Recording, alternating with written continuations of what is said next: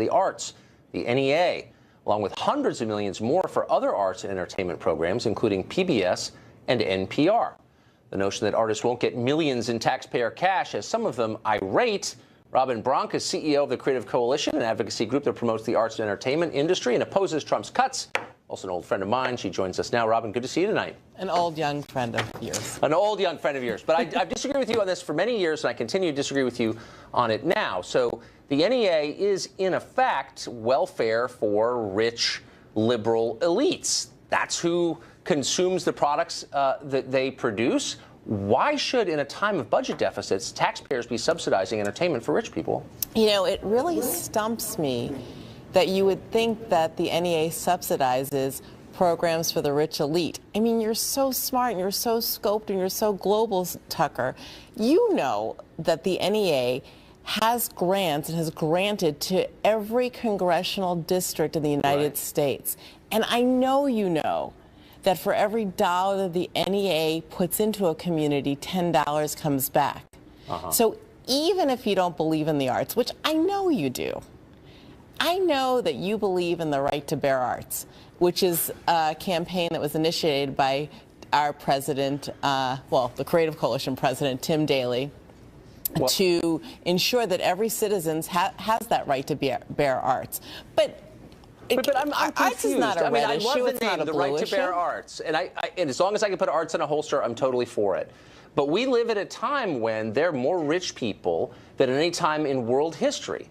So just for example, Jeff Bezos, Mark Zuckerberg, Warren Buffett together have more than $200 billion. The NEA gets, what, $150 million a year? The NEA they can fund gets it like that. 0.4%. That's a thousandth of a percent of the federal budget, and it brings in 10 times that amount. Let's just forget about the arts. Let's forget that the arts are what keeps America great.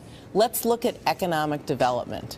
I mean, I would assume that you're for economic development in this country. Come on.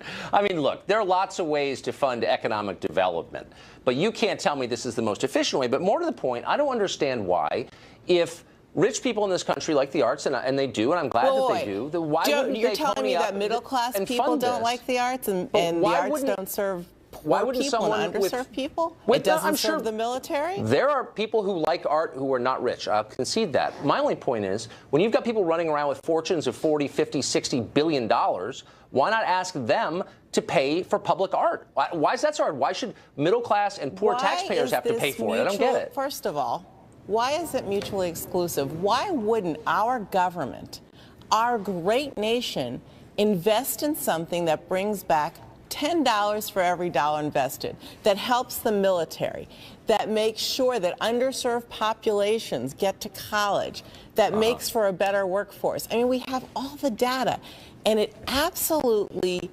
stumps me as to why anyone would be against such a small investment that brings back such a well, if it's such a return. good investment, we should be spending $1 trillion on it. But let me just ask you this. You said it helped the arts. I'm all for that. What role did the NEA play in, say, the Battle of Fallujah? Let's look at the NEA and what role it plays. Let's look at what role the NEA plays in making America great. Are we for, you're on one team, I'm on another team, but are we both for economic development in this country? Right. Yeah, I'd say so. Yeah. Are we both here are we trying to make sure that the next generation is a leading generation? You have kids, I have kids. Do we want them to be complete and full citizens working to their maximum potential? I'm on the blue team. Yeah, no, I do. And I agree with you. We also don't want our kids to be addicted to heroin, which is the single most common cause of death for people under 30 in lots of states. Why not take that money and fund drug rehabilitation programs? I mean, look, there are a lot of demands on our money. That's all I'm saying. NEA grants do fund programs that keep kids away from drugs, away from the streets. That's what's so perfect. They're not working that well in Kentucky right now, let me just say that. But can I just ask you a question that I've always wanted to ask someone who knows artists well, and you're obviously that person. Why would an artist want to take government money? I'm a journalist. I would never take government money because then I'd be owned by the government. I'd be a puppet of the state. I'd be producing propaganda. Journalists are supposed to be independent-minded. Why in the world would they want to be pawns of government? basically DMV workers with shabbier outfits. What what is that I'd like about? to hope is that the integrity of the National Endowment of the Arts stays, and that it is not shackles upon an artist, but rather gives an artist seed money to create work and to create programs to not only enrich the lives of others in their community, but to make money.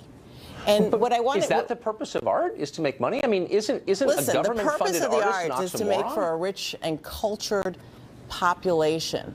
But if you're all about making money and economic development, that's what's so great. The arts can do that too.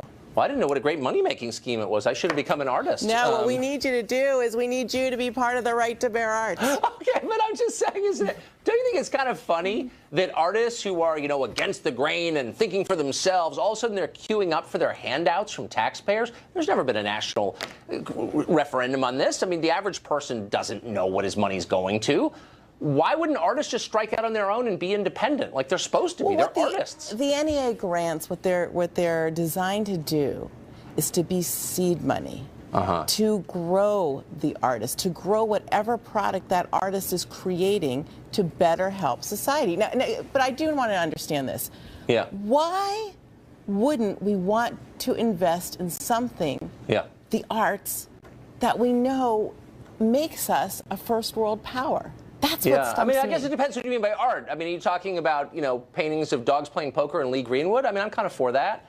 If it's crucifixes in urine, not for it. I mean, that's kind of the point. You can't reach a consensus on what art is. So maybe we come on. Get involved. So your brain. What do you think that arts is in the community? Whether it's helping wounded warriors, whether it's medical treatment. I mean, that's what's so great about the arts. The arts is the everyman issue. And I am so happy. And you are an artist. Robin, we're out of time, but in art. But we're not out of arts. No, we're not. Thanks a lot. Well, on the show, we do our best to expose fake scandals covered by the press. There are a lot of them. A ton of reporters, including many White House correspondents, prefer to push conspiracies without evidence rather than ask about real issues. And they don't like it when reporters with a different agenda enter their safe space. In fact, including to one reporter, dissidents in the White House briefing room are resented and bullied for not adhering to a certain line. Caitlin Collins is a White House correspondent for the Daily Caller. She's new to the beat, and she joins us now. Caitlin, thank you for coming on. Thank you for having me. So there was this amazing moment in January. So Sean Spicer, the new press secretary, asked the first question not to the AP reporter, but to the reporter from the New York Post. All of a sudden, there was this uproar on Twitter. Reporters who literally weren't even born when Barack Obama was elected were complaining about the breach of tradition. Why the resentment? The press is throwing a royal tantrum because they can't control what the country is talking about. For the last 8 years, they've all decided what the question should be, and they've all gone in there and asked the same question. And now that they're not being called on, they can't control what the news is about, and it's driving them crazy. So you show up there right after the inauguration. You haven't covered the White House before. You don't work at the Boston Globe or the New York Times. What kind of reception did you get? It's definitely a little tense, but I'm not really there to impress them. I'm there to ask the questions my readers want answered, and I'm not there to ask what they want me to ask. I don't get the questions that CNN wants. I don't get the questions that MSNBC wants. I ask what my readers want me to ask, because outside in the real world where the other 300 million people live, they don't care about personnel issues that MSNBC is asking. So you actually took some heat from other reporters when you, at a press conference, at the moment when Mike Flynn was having all his troubles, National Security Advisor, you asked a question to the podium about what the foreign policy challenges facing the country are. And what was the response to that? It was very heated. I got a lot of criticism on Twitter. A lot of people came up to me and asked if the White House told me what to ask, which is offensive. And I asked a big picture question about national security and who we're going to get into a war with next. And that matters more to real people than a personnel question of who's working in the White House. No one will remember Mike Flynn's name by next year. I think that's totally fair. You're obviously pretty immune to the criticism of your peers, but what effect does it have, that kind of groupthink or that enforced conformity, on other reporters there? It's definitely not a good mix for that, because then other people feel pressured to ask what everyone else is asking. They look up to someone on their left and they're asking about, wiretapping, so they ask about wiretapping as well. But the point of 75 reporters being in that briefing room is that we all ask different questions. Right. If we all go in there and ask the same question 10 different ways, what does that accomplish? Who does that serve? So the president has attacked the press intensely, like no other president has ever gone after the press like this. What does that do to the reporters covering the briefing every day? People are a little hysterical about his criticism. Yes, he hates the press. Yes, he's very vocal about it. But what president has not hated the press? We make their lives harder, and they all hate us. They may not all talk about it, but they definitely hate us. Yes, they do. So, but people are taking it really personally, and you shouldn't take the president's criticism personally. It shouldn't affect your reporting. But you can tell when you read the New York Times and CNN that it does affect their reporting, and that's not what should happen. I don't take my cues from the president. I report on him. I don't report to him. So you think that there's a personal element to this? They don't like him because he criticized. Because he calls them out by their names, and they don't like that, and then they get a lot of heat on Twitter, and then it makes them resent him. Not for his policies and not for not following through on his campaign promises, but for who he is as a person. And that's not your job. Your job is not to get your feelings hurt. No, that's exactly right. Twitter seems to play a huge role in the attitudes of White House reporters. It does. It feeds their egos. They like to know how many people follow them, who's praising them. You should not pay attention to anything anyone says on the internet, though. That is pathetic. Do you see people checking Twitter in the briefing? Constantly. Everyone's updating it constantly. They're tweeting. It's a big part of it. But that's understandable. The president uses Twitter a lot. It's a new medium that everyone is, re-fascinated with Donald Trump being in the White House. Boy, I'm sorry. I don't like that the president uses Twitter. I don't like that reporters use Twitter. I just think it's weird. But I guess I'm not in charge. Caitlin Collins, thanks for joining us, of The Daily Caller. Full disclosure, I helped found The Daily Caller, but no longer have an editorial role there, sadly. Remember Donna Brazile? Last fall, DNC emails published by WikiLeaks revealed that Brazile, while working as a CNN contributor, that's right, a television contributor, helped rig the Democratic primary by forwarding debate questions to the Hillary Clinton campaign. Now, at the time, Brazile refused to admit her complicity. She even suggested the emails had been forged, in a pretty famous back and forth with Megyn Kelly, you may remember. Well, today, in an essay for Time magazine, which still exists, Brazile finally admitted she is guilty. Doesn't mean she's taking full responsibility. In her essay, she says the leaked questions are really not such a big deal, and the real scandal is that, dun-dun-dun, Russian hackers, of course, could sway the election by exposing a perfectly innocent action. Some people are just never guilty, apparently. President Trump has embraced House Speaker Paul Ryan's proposal to replace Obamacare, but one writer says Ryan's plan is catastrophically bad, and if Trump keeps following it, he will destroy his own political career for good. Reihan Salam is executive editor at National Review. He's also a columnist at Slate. In a recent piece, he wrote that the American Health Care Act would particularly hurt lower middle-class people, the very voting bloc that handed Donald Trump the presidency.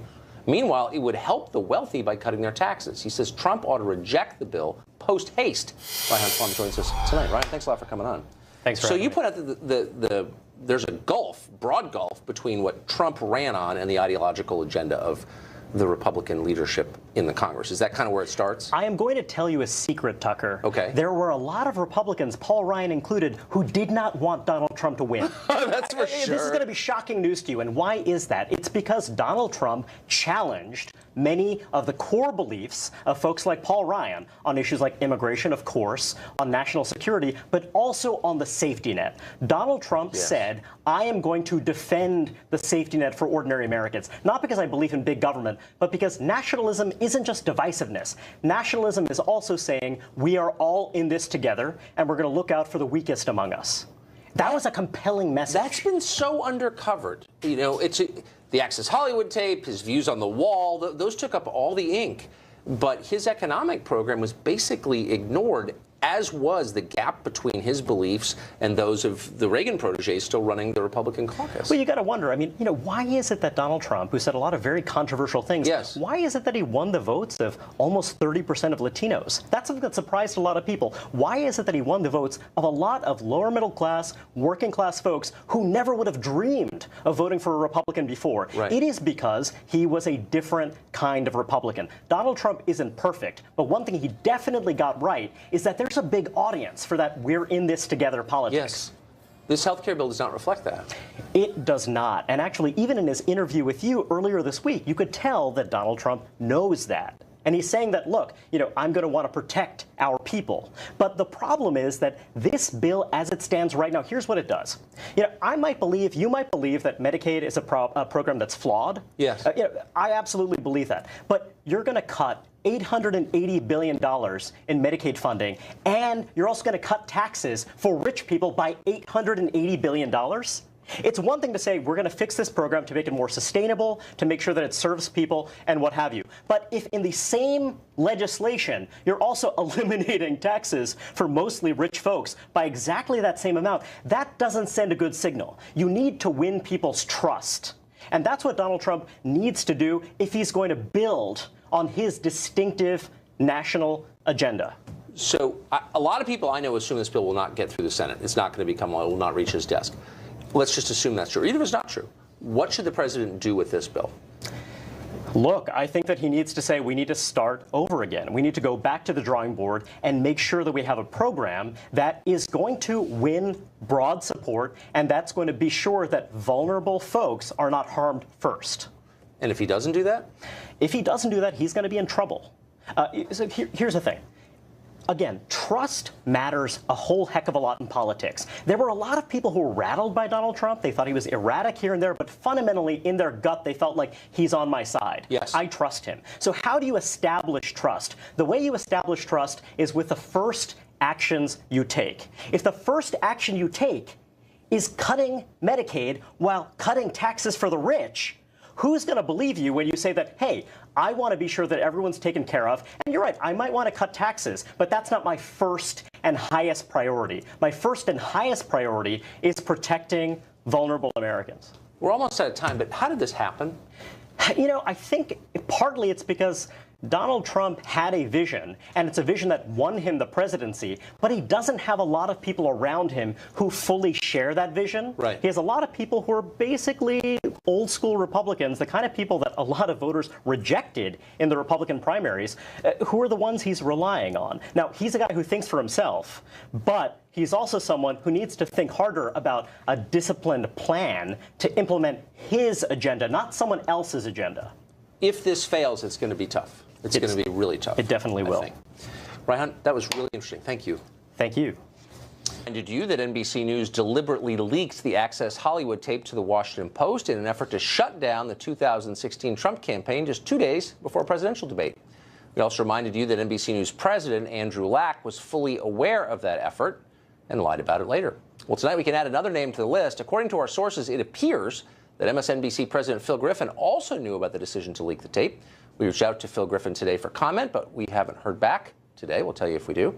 Despite apparently being complicit in an attempt to throw the election, Griffin's news network continues to pursue the Russian hacking story, which has produced no evidence at all that Russian agents swayed the outcome of last fall's election. We'll continue to follow this story and let you know every time NBC declines to comment. We're going to keep it up. Well, Senator Kirsten Gillibrand of New York came down positively unglued on Tuesday, barking at the Commandant of the Marine Corps for nearly 2 minutes while blaming him for not stopping sexual harassment in the Corps. Here's part of it. Watch. When you say to us, it's got to be different, that rings hollow. I don't know what you mean when you say that. Why does it have to be different? Because you all of a sudden feel that it has to be different? Who has been held accountable? I very much align myself with Senator Fisher's comments. Who has been held responsible? Have you actually investigated and found guilty anybody? If we can't crack Facebook, how are we supposed to be able to confront Russian aggression and cyber hacking throughout our military? It is a serious problem when we have members of our military denigrating female Marines who will give their life to this country in the way they have, with no response from leadership. I can tell you, your answers today are unsatisfactory. They do not go far enough. And I would like you to know what you intend to do to the commanders who are responsible for good order and discipline. All of this behavior is in violation of Article 120 and Article 34 as so stated. They are violating the Code of Criminal Justice. Why are commanders who have asked for all responsibility to deal with sexual assault and these behaviors, for the 5 years this committee has been focused on this issue, you have demanded that you maintain control of all these issues. But where's the accountability for failure? Who is being held accountable for doing nothing since 2013? Who? Which commander? I am very... Congressman Lee Zeldin is a Republican representing the state of New York. He's also a veteran. He joins us now. Congressman, thanks a lot for coming on. This seemed out of proportion, for one, given the crime that she was talking about, which is Marines putting up nude pictures of women they had dated who were also Marines. Awful. I would never defend that. I think it's cruel. But for, I think, by most accounts, the least impressive senator of the United States Senate to basically scream at a man who served as a Marine officer for 42 years in a public hearing is a little over the top, don't you think? Senator Gillibrand was certainly pretty fired up. There are definitely different ways to approach that questioning of the Marine general. I do believe General Neller handled that interaction with outstanding leadership. He didn't make any excuses. He took full ownership and responsibility over the entire situation. I don't know if if I would approach it the same way that Senator Gillibrand did, but I thought that she was just genuinely emotional and speaking out on behalf of those victims and wanting to see the Marine Corps and all branches of our military take action to ensure that this doesn't continue. Yeah. That goal is one I certainly agree with. Well, sure. I mean, no one wants to see that kind of stuff. The purpose of the Marine Corps is to fight and win wars. I didn't see any mention of that. But I guess it's the proportion here. So General Neller is not responsible for putting those pictures up. There's no evidence that he favors it or he's gone lightly on it. And this is clearly just grandstanding. I mean, and it's something she's engaged in repeatedly. Anybody who's followed her career knows she said all kinds of totally outrageous and unsupportable things over the years on this topic. I just don't think it's appropriate to do that to someone like General Neller, would you say? Watching the entire exchange and seeing General Neller's handling of it, knowing who's sitting in that chair, knowing that he's someone who wants there to be accountability, that he would want there to be an investigation that yields to wherever crimes can be identified for people to be prosecuted, for non-judicial punishment, for corrective training, to improve the culture of the Marine Corps. Knowing that General Neller's in that chair over the course of decades of service, he's been through a whole lot where he's not going to be rattled by any one senator's questioning. For that particular exchange, I think on both sides, Senator Gillibrand's comments as well as General Neller's comments, it sends a message to any of the individuals involved in posting these pictures, as well as sending a message for any of those female victims.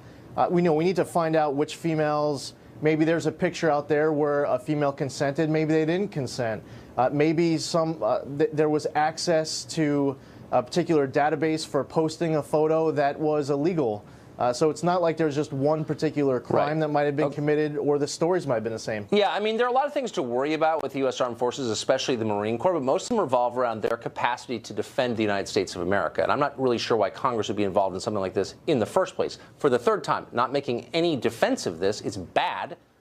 But let's be real here. Here's the real agenda. This is part of what Senator Gillibrand said. And I think it gets to what she's really after. Watch this. I am very concerned that this is part of a culture that is resulting in the high levels of sexual assault. The old culture of the military line. Here's what it's really about, and you know this as well as I, you're a veteran, is that many on the left, the cultural left, the frivolous cultural left that Senator Gillibrand so ably represents, hate the culture of the military because it's warlike and masculine, and they want to change that. That's what this is really about. I certainly experienced both during my time when I first started Army ROTC. President Clinton was in office. Going through President Bush and then President Obama, I still serve in the Army Reserves. I do feel like over the course of the last couple of years, especially, there's been a little bit more of a social engineering of the military. I recently had Army Reserve training where the entire Sunday morning was spent on transgender training. And what we should be focusing most importantly for our service members is ensuring that they are best prepared for combat to protect and defend our country, the number one, only actually mandatory function of our federal government constitutionally to provide for the common defense. So that should be priority number one. And we need to make sure that with the new administration and with General Mattis, that our Department of Defense goes away from social engineering and more towards keeping Americans safe primarily and only. Yeah, you think? I mean, that's all that matters. We're in a really silly stage in American history right now. Congressman, thanks a lot. In America, more contentious than they've ever been, but just because the arguments are fierce doesn't mean they actually matter. James Howard Kunstler is an author and a social critic. He writes a popular blog whose name we can't tell you because this is a family-friendly channel, but it's really smart. In a recent article, Kunstler said America's two major parties are, quote, just playing a game of capture the flag on the deck of the Titanic. The coming national debt crisis, he predicts, will devastate the country and make our current policy debates seem quaint. James Howard Kunstler joins us now. Jim Kunstler, longtime listener, first-time caller. I'm a fan of your blog, I will say, which I can't really describe because its name is profane, but it's very smart. And I've been reading recently your warnings to the country about the coming debt crisis. And your point is basically our politics is so crazy because it's a way of ignoring the underlying problems which are real. Can you summarize your point? Well, we have a basic problem with our economic dynamic. You know, a lot of it has to do with our energy. And in the heyday of American industrialism, we got 100 barrels of oil out of the ground for every barrel equivalent that we put in. And now with stuff like shale, it's more like 5 to 1. And the aggregate average is about 17 to 1. And we can't really run our industrial economy and all of its luxuries, accessories, and furnishings at that ratio. And so we've been trying to compensate for that by just ramping up a lot of debt, basically borrowing from the future in order to pay for the way we live now. And you said that basically our political establishment, I want to put on the screen a quote for you because I think it's really smart, but our political establishment is intentionally not paying attention. Halloween's coming super early this year, you write, and it will be shocking, a surprise to those currently busy looking for Russians behind every potted plant in Washington, D.C. First, accept the premise that your country has lost its mind. That is what happens when societies and individuals can't face the true quandaries of a particular moment in their history. All of their attention gets channeled into fantasy, spooks, sexual freakery, conspiracies, perversion narratives, savior fairy tales. It's been quite a cavalcade of unreality these past 6 months, with great entertainment values for the connoisseur of the bizarre, until you're reminded that the fate of a nation is at stake. I think it's really smart. What happens when we hit the debt wall? What does that look like?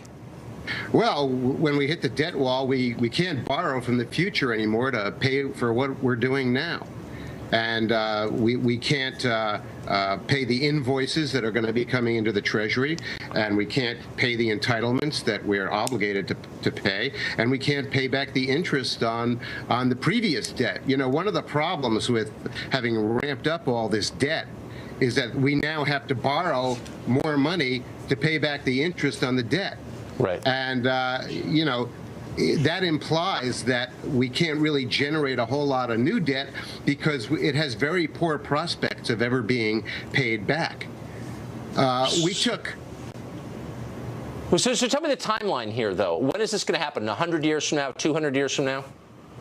No, I think it's going to be happening in the next few months. What happened in the fall was that the Treasury built up a kind of a war chest of about $400 billion. And the idea was that that would be available for Hillary Clinton, President Hillary Clinton, to use to get through the debt ceiling problem. And they managed to burn through about $90 billion a month since then. And there's about, there's less than $100 billion left in the Treasury for walking around money.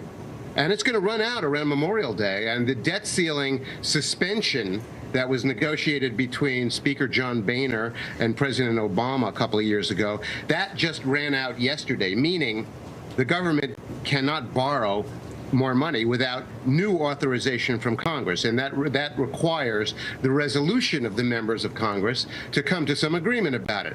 There's very little prospect they're going to be able to do that. The Democrats really just want to use this as a lever to make President Trump twist slowly, to make President Trump twist slowly in the wind, as the old saying goes. Yes. And you know, they're gonna do everything they can to make him back off, unless he backs off repealing Obamacare or lays off of the enforcement of deportation of illegal aliens. And the Republicans, of course, have their own historic aversion to raising the debt ceiling, and you know, they more or less have been forced to go along with it. But there are enough of them who really have an ideological opposition to it, so that it's really not likely to get resolved. Well, I guess what cracks me up is I haven't read any of this on the front page of the paper this week, but I guess that kind of proves your thesis in the first place, doesn't it? Jim Kunstler, well, the blog is, actually I can't tell you what the blog is, but put James Howard Kunstler into Google and you will find it. Thanks for joining us. Thank you, Tucker. A pleasure. Trump met with German Chancellor Angela Merkel today. It's Friday, so I'm sure you know the drill by now. After the meeting, he traveled down to Mar-a-Lago, Florida for the weekend. From where we go to Kristen Fisher, who is in Palm Beach tonight, pulling the plum assignment. Hey, Kristen. Hey, Tucker. Well, this was by far the most awkward and contentious face-to-face meeting that President Trump has had with another world leader. It started with this incredibly uncomfortable moment in the Oval Office, reporters chanting, or asking him, to do a handshake, and President Trump refusing to shake the German chancellor's hand. Then, during what two sources describe as a very contentious private meeting, President Trump reportedly pressed hard for Chancellor Merkel to increase her country's contributions to NATO. And at the beginning, actually, of their joint press conference, the German chancellor said that she was committed to doing just that. But it was another moment that stole the spotlight. President Trump doubling down on his unsubstantiated wiretapping claims by reminding Merkel and the world that her phones were tapped during the Obama administration. As far as wiretapping, I guess, by this past administration, at least we have something in common, perhaps.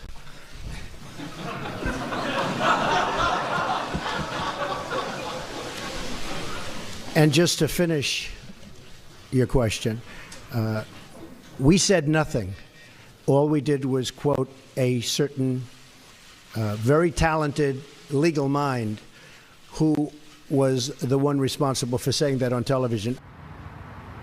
Now, the talented legal mind that he was referring to was Fox's senior judicial analyst, Judge Andrew Napolitano. He claimed that the GCHQ, the British Electronic Intelligence Agency, helped Obama wiretap then-candidate Trump. But the Fox News division cannot substantiate that claim. And the British government says that these claims are ridiculous and they should be ignored. Now, today, the Department of Justice finally complied with the House Intelligence Committee's request to hand over any evidence that it might have to back up the president's claims. And tonight, the committee's chairman said that he's satisfied with the documents, but he wouldn't say if those documents contained anything that would validate the claims that President Trump made exactly 2 weeks ago from tomorrow. Tucker? We'll be watching. Kristen Fisher, thanks.